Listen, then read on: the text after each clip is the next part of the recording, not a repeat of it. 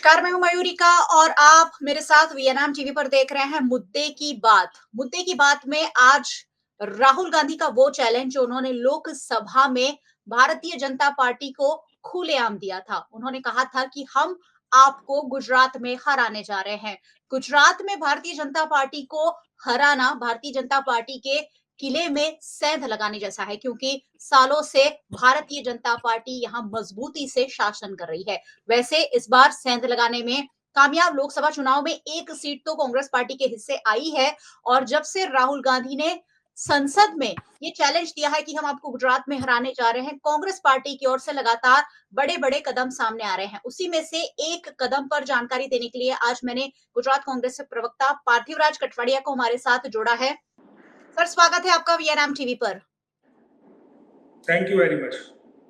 Sir, लोकतांत्रिक चुनाव आयोग एक नए कमेटी की आपने गठन की है, घोषणा की है। आज ही हाल ही में कुछ ही वक्त पहले आपने उसका ऐलान किया है। क्या है ये लोकतांत्रिक चुनाव आयोग और कांग्रेस को अपना खुद का चुनाव आयोग बनाने की भला क्या जरूरत पड़ गई? मरुका जी, ये पहले ही इसका नाम अगर आप देखेंगे, आंतरिक लोकतांत्रिक चुनाव आयोग जी, जो इंटरनल डेमोक्रेसी को मजबूत करने के लिए जो पक्ष के अंदर है, पार्टी के अंदर है।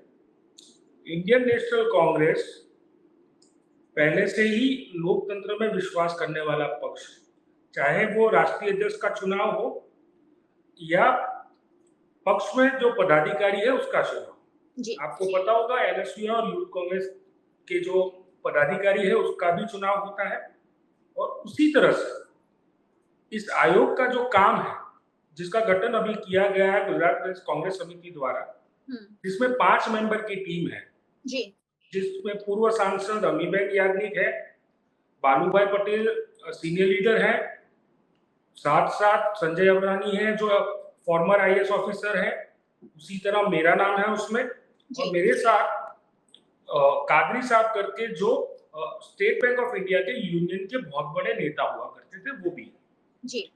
इस आयोग का काम ये होगा कि जो कॉरपोरेशंस वगैरह है, पंचायत जो स्थानिक स्वराज के चुनाव जो होते हैं, जिला पंचायत हो गया, इस तरह के जो चुनाव है, नगर पालिका है, उसमें भारतीय राष्ट्रीय कांग्रेस के जो चुने हुए लोग जो है, वो चुने हुए लोगों में से उनका नेता तय करने का, नेता और उपनेता तय करने का एक चुनावी प्रक्रिया किया जाएगा। तो एकदम ट्रांसपेरेंट वे में किया जाएगा, निष्पक्ष किया जाएगा, और ये चुनावी प्रक्रिया से जो चुने हुए काउंसिलर्स हैं वो अपने नेता को इलेक्ट करेंगे।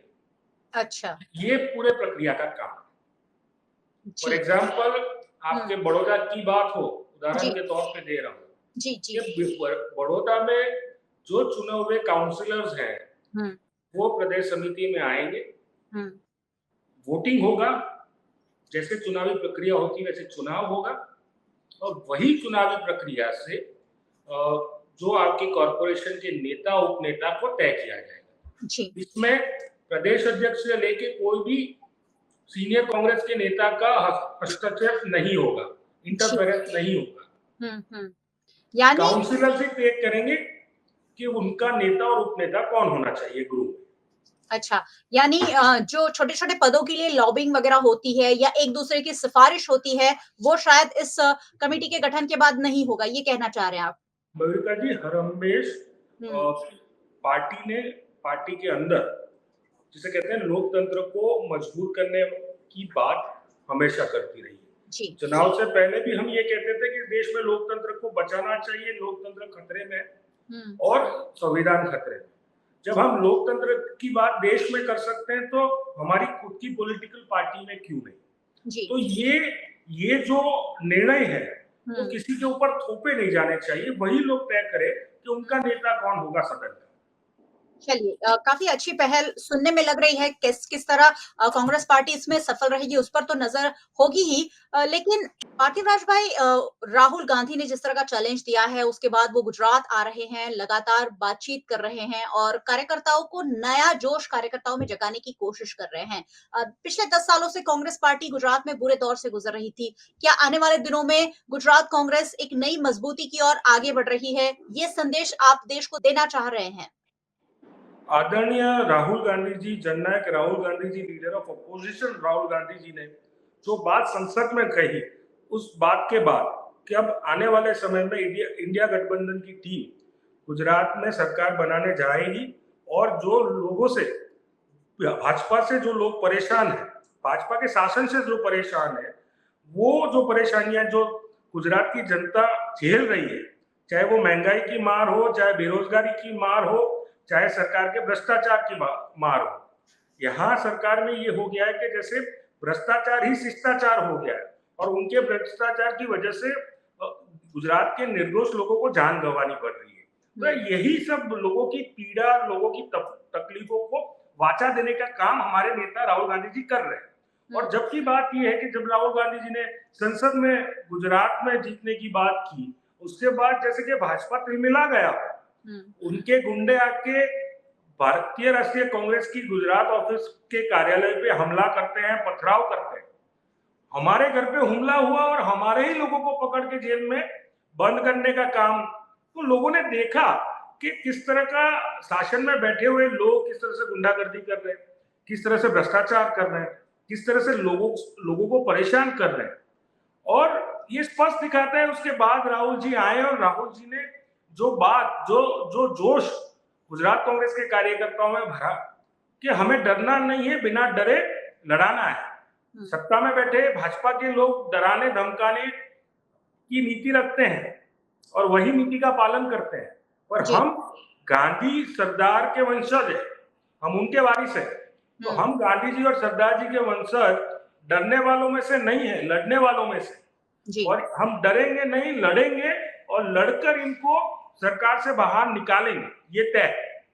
चलिए, गुजरात की बहुत सारी समस्याएँ आपने गिनाई कि बहुत सारी यहाँ समस्याएँ हैं, हादसे हो रहे हैं, महँगाई बढ़ रही है, लोगों को अच्छी शिक्षा और अच्छे स्वास्थ्य सुविधाएँ नहीं मिल रही है। क्या इन सारे मुद्दों पर कांग्रेस पार्टी कोई ठोस अभियान के रूप में आगे चलकर कोई अ, मुहिम चलाने जा रही है? क्योंकि कांग्रेस पार्टी पर गुजरात में हमेशा ये आरोप लगता रहा है कि आप लोग चुनावी राजनीति करते हैं। जब चुनाव आते हैं, उसके कुछ 6 महीने पहले ही हरकत में आते हैं। लेकिन इस बार लोकसभा चुनाव 2024 के बाद सिनेरियो थोड़ा चेंज है और गुजरात कांग्रेस हरकत में दिख रही है। कि आने वाले विधानसभा चुनाव तक ये सब कंटिन्यू रहेगा? 4 जून को पार्लियामेंट का रिजल्ट आया, उसके बाद नीट का मुद्दा हो तो गुजरात कांग्रेस के कार्यकर्ता सड़क पे निकले हैं। जो हादसे की बात हो, राजकोट के हादसे की बात हो, उसके बाद भी गुजरात कांग्रेस के कार्यकर्ता रोड पे निकले। हम लोग सड़क से लेके सदन तक गुजरात की जनता की आवाज बनने की कोशिश कर रहे हैं। और ये जो बात चुनावी जुमले वाली बात है, ये भाजपा की बनाई हुई, जिसे कहते हैं कि एक मॉडस ऑपरेंडी है। जैसे क्रिमिनल मॉडस ऑपरेंडी करते हैं, भाजपा की सिस्टम भी, उनका माइंडसेट भी क्रिमिनल माइंडसेट वाला है। तो वो मॉडस ऑपरेंडी से काम करते हैं, पॉलिटिकल पार्टी की तरफ से नहीं। किसी को बदनाम करना, किसी के बारे में झूठी खबरें फैलाना, किसी के बारे में झूठा मिथ खड़ा करना, ये इनकी आदत पड़ चुकी है। झूठ बोलना, बार बार झूठ बोलना और जोर से झूठ बोलना, ये उनके संस्कार है। हम सत्य और अहिंसा के रास्ते पे चलने वाली पार्टी है। हम ना झूठ बोलेंगे, जो सच बात है वो हम करेंगे। तेलंगाना में जो हमने प्रोमिसेस किए थे, हमने उसका पालन किया। कर्नाटक में हमने जो प्रोमिसेस किए थे, उसका पालन किया। राजस्थान में जो प्रोमिसेस किए थे, उसका पालन किया।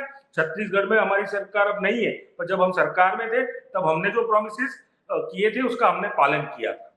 तो हम जो बोलते हैं, हमारी कथनी और करनी में कोई फर्क नहीं है। हम लोग कभी ऐसा नहीं कहते हैं कि चुनाव में बोलेंगे कि आपके खाते में 15 लाख आएंगे और चुनाव के बाद बोलेंगे कि ये 15 लाख वाला तो जुमला था।